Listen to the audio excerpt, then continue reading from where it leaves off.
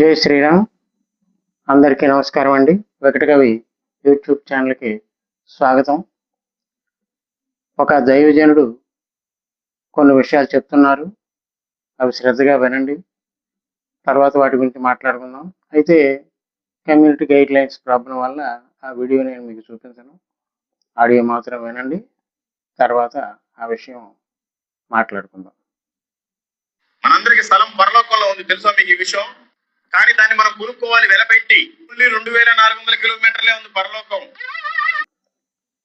విన్నారు కదా, ఆ దైవజనుడు ఇక్కడ మన భూలోకం నుంచి పరలోకానికి మరి 2400 కిలోమీటర్లు అని చెప్పేసి చెప్తున్నారు.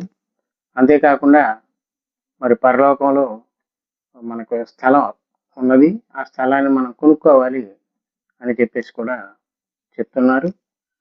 కాబట్టి ఈ విషయాన్ని మనం ఒక చక్కటి పద్యాల రూపంలో తెలియజేసుకున్నాం. నరలోకము నుండి కొలిచి పరలోకమునకు గల దూరము పాస్టరు తెలిపెన్. 2400 మరి ఎక్కువ కాదు కిలోమీటర్లనియన్. పరిశుద్ధుని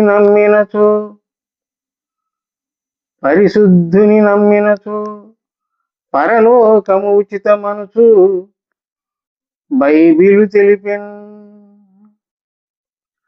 అరగజమైనను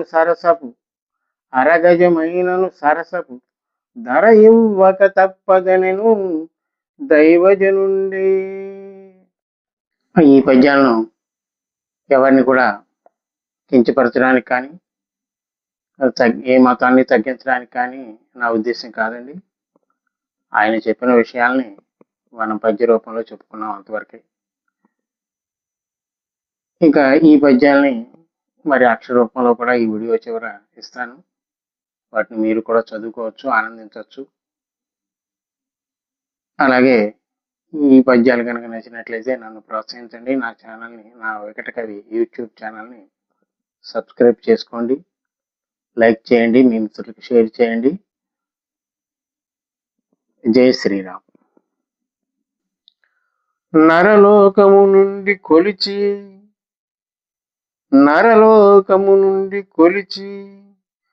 పరలోకమునకు దూరము పాస్టరు తెలిపెన్. 2400 మరి ఎక్కువ కాదు కిలోమీటర్లనియన్. పరిశుద్ధుని నమ్మినచో పరలోకము ఉచితమనుచు బైబిలు తెలిపెన్.